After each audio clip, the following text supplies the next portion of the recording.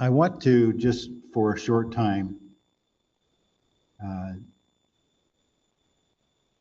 I want to tie a little bit of current events of the last couple of days with history and the Bible. And this could be a long, involved process, which I won't make it that. But it is interesting how so many current events connect with what is in the Bible. About 2,500 years ago, an evil man had plans all laid out to murder and destroy all the Jews. His name was Haman. And that was during the time of the Persian Empire, which is modern day Iran. They are Persians by history. And God intervened and turned the tables on him, and he was hung by his own gallows, on his own gallows. Sometimes God brings about a victory with no human involvement. But that's not most often. Most often, God brings about a victory with human involvement, willing vessels. And in that case, he worked through a godly man, one of what I call the unsung heroes of the Bible, Mordecai and Esther. Now, God could have done it on his own, but he used them, and they were willing to be used. And because of that, there is a special holiday, 2-day holiday, full of celebration and food and laughter to the Jews to this very day called Purim, P-U-R-I-M. We're going to read about that in a minute. The word pur means lots. They Haman cast lots to decide what date on the calendar all the Jews would be destroyed. So the Feast of Purim, which is a celebration still today for Jews, was started by an evil man named Haman, or what he attempted to do. They turned his attempt at casting lots for a date to destroy them into a victory of celebration. Purim this year begins Tuesday, Monday evening, tomorrow evening, Tuesday. A few days before Purim starts, on the Sabbath, how many days the Sabbath is before the start of Purim, the Jews have a special Sabbath they call Shabbat, which is how they say Sabbath, Shabbat Zakor, which literally means the Sabbath of remembrance. And what that Sabbath is about is God turning defeat into victory and the death of Haman, because that happened a little while before the victory happened. And so on that Sabbath before Purim, they celebrate the death of Haman, but larger than that, it's the victory over Amalek. It's interesting, the last couple of days I'm watching some of the newscasts from Israel about what's going on right now.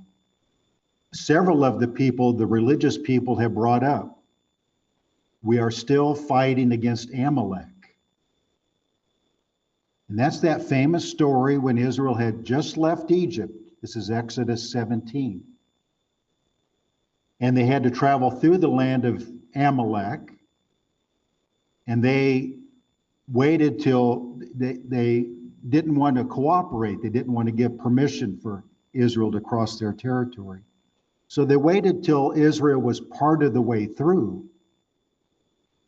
And they came up behind them and attacked all of the stragglers, the weak, the elderly, the young, who were kind of hanging back, the low-hanging fruit.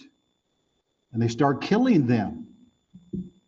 That angered God so much that they would not just fight against Israel, but the method they used to attack the weakest ones.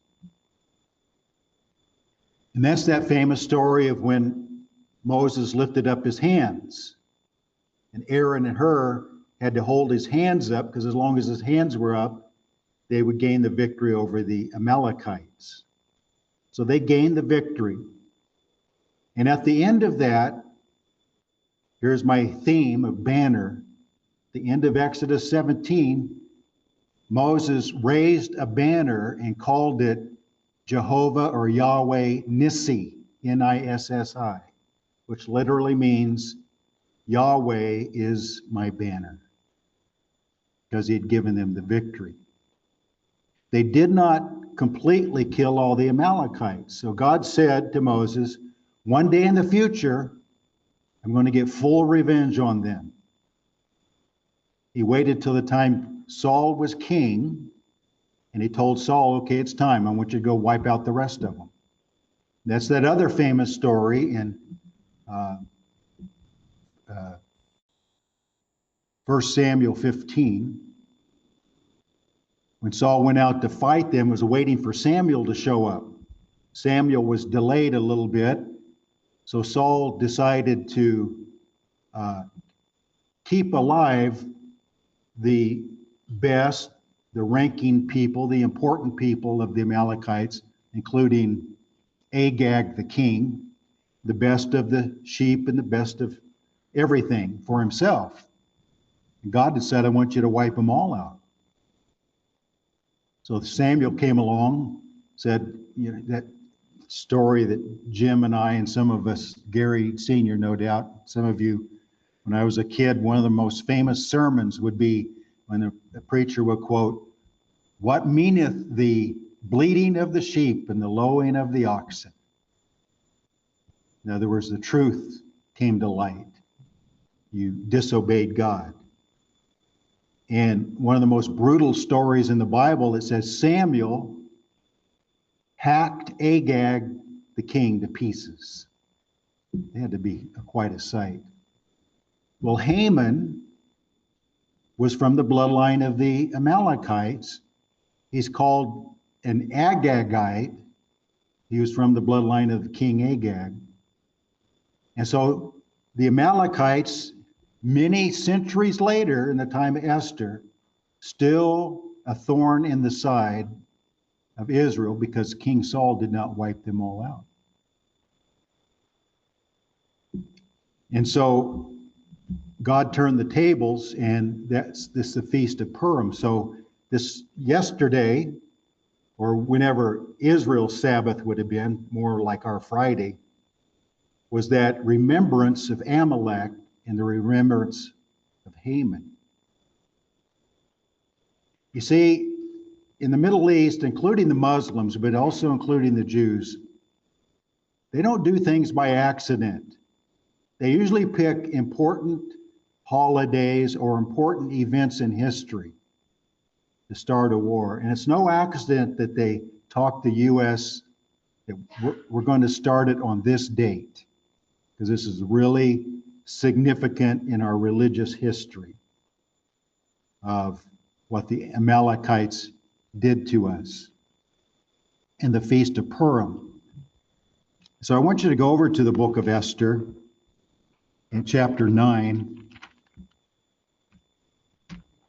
And there's just, there's a lot of prophecy we could tie into this, a lot of history, a lot of Bible, but I'm just trying to give a little bit of an overview. Esther chapter 9, verse 18. So this is after they kind of gained the victory and Haman was dead. It says in chapter 8, verse 17, I really like this statement. Then many of the people of the land became Jews. Many Persians became Jews. A lot of people are just finding this out. It's been a fact of history. Persians, true Persians and Jews have often had a very fond relationship with each other, very close.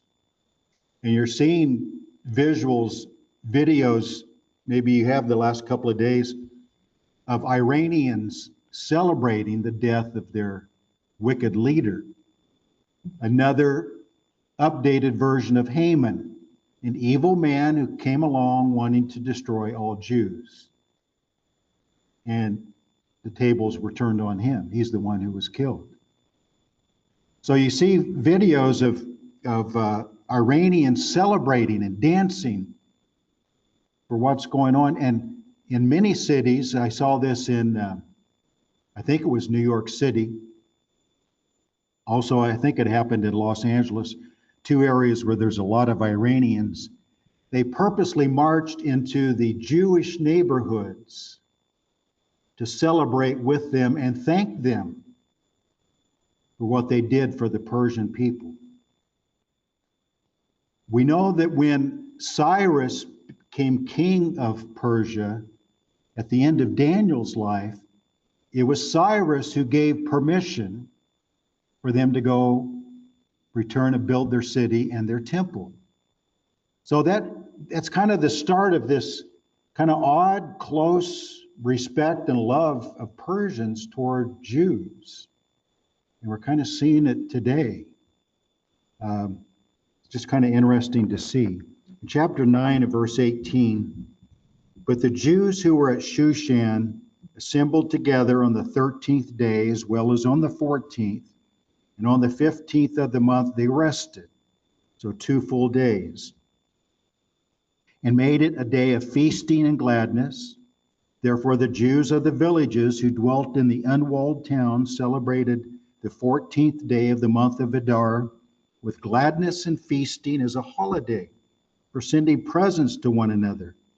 Mordecai wrote these things and sent letters to all the Jews near and far who were in all the provinces of King Ahasuerus, to establish among them that they should celebrate yearly the 14th and 15th days of the month of Adar. 2,500 years later, they're still doing it. As the days on which the Jews had rest from their enemies.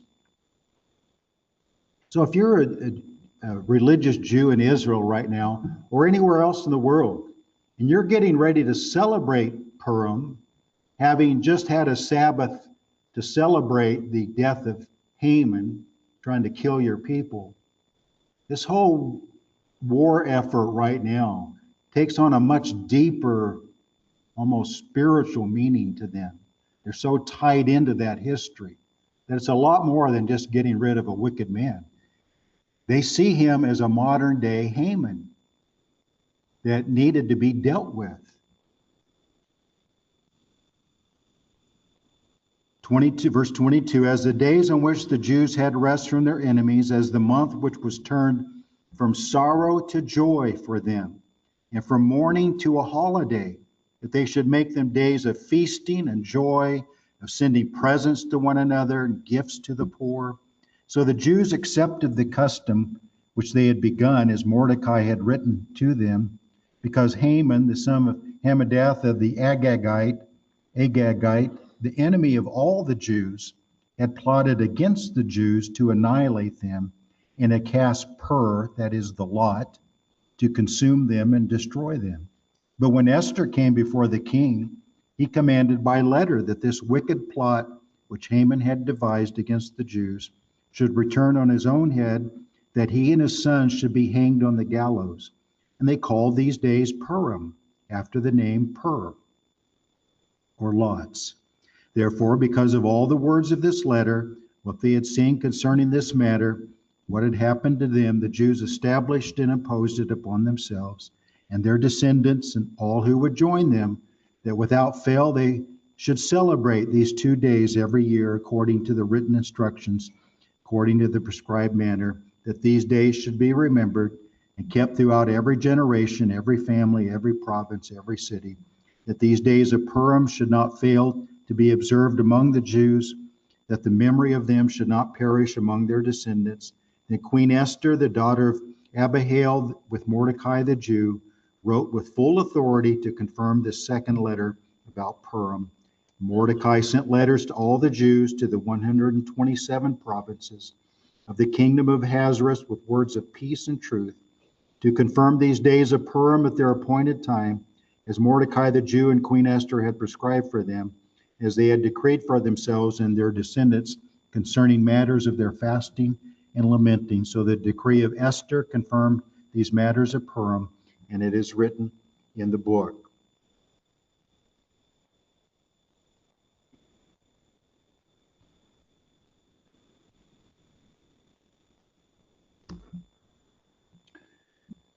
Let's fast forward to the day of Pentecost.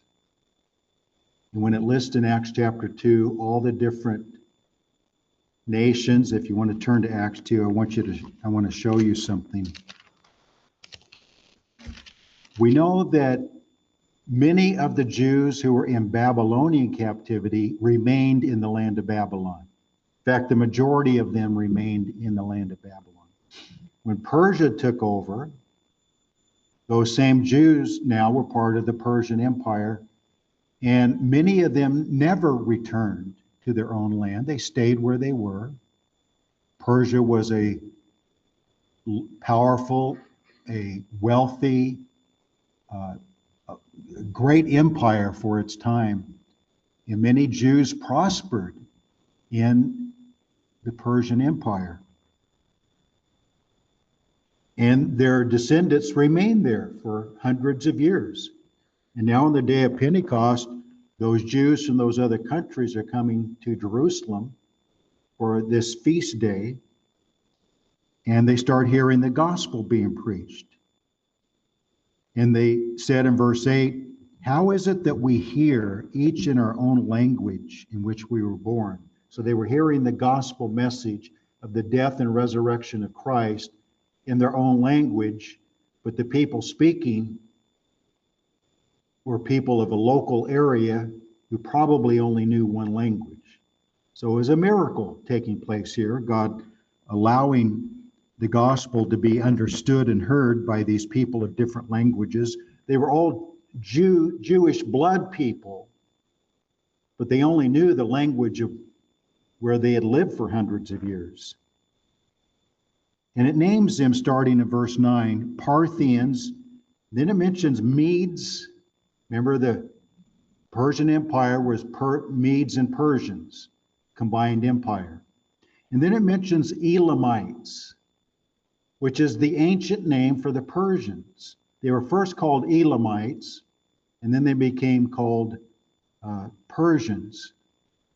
And a large number of Iranians today will not call themselves Iranians. They call themselves Persians. That's their history. That's the even religious base, everything about that mighty Persian Empire. And this is why, just to get into a little bit of the Muslim world, this is why there's such major competition between Iran, because they claim they should be the ones to reestablish the Islamic Caliphate, leading to the end times and their own version of their Messiah coming to establish an Islamic kingdom. They think they have that right because they're the Persians. The Saudi Arabians think it's their right because they have the two holy sites, Medina and Mecca. But Turkey says, no, it's our right to be in charge of that because we are the former great Muslim caliphate, the Ottoman Empire, that for 500 years ruled a large part of that part of the world. Very powerful. And so these three major countries are all competing to be the one to bring it about. That's why you're also hearing now of Turkey saying once Israel and U.S. has done their job and there's a vacuum in Iran, we may move in and take over. Because they all want to be the leading group. But isn't it wonderful on the day of Pentecost that these Jews who are now basically Persians by culture, Persians by history, are now coming and hearing the gospel and receiving the message and being saved and being baptized and all that, and they're taking it back to their native land.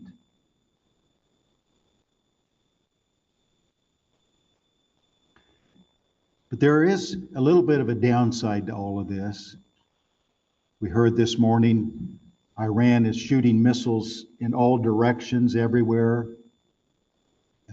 Many Islamic countries are getting hit with their missiles.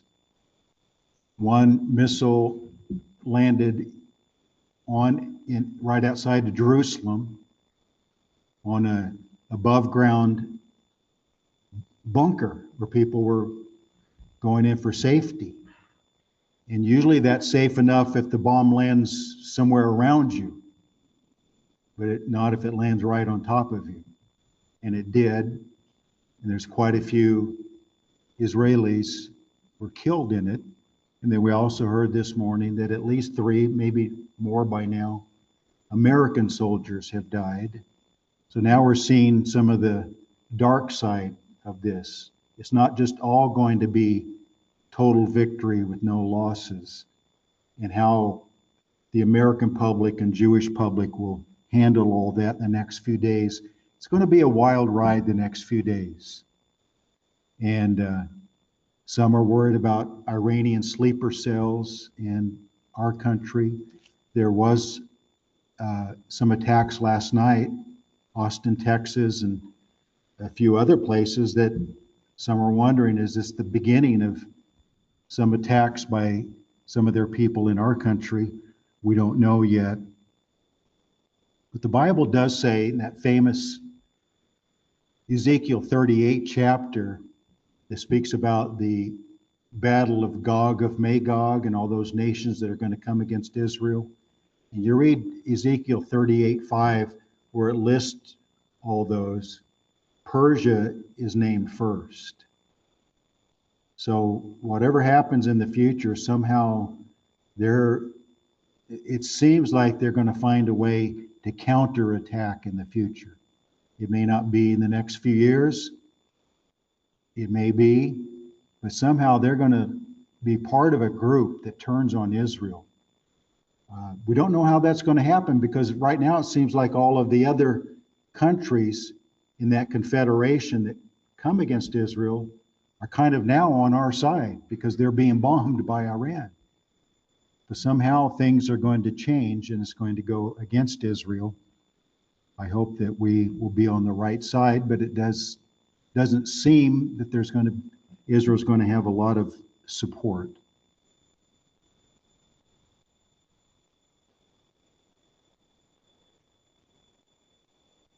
Through it all, God always gains the victory. But the interesting thing about God giving victories in the Bible, there's kind of a pattern, isn't there? It's often only when it seems they're on the verge of total defeat. Because that's the principle of the cross and the resurrection, is that the cross seemed like defeat, but victory was right around the corner. It seemed like God kind of built that pattern into a lot of events in Bible history. He waited till the people had given up on their own abilities to do anything about it, and they turned completely to the Lord, and that's when he stepped in. And one reason he built that pattern into everything is because that's exactly how a lost soul is saved. He waits till we get desperate enough to give up on ourselves and to turn completely to Him. When all seems lost, He steps in and gives the victory. I pray that He will in your life today. We're going to have a verse of invitation song.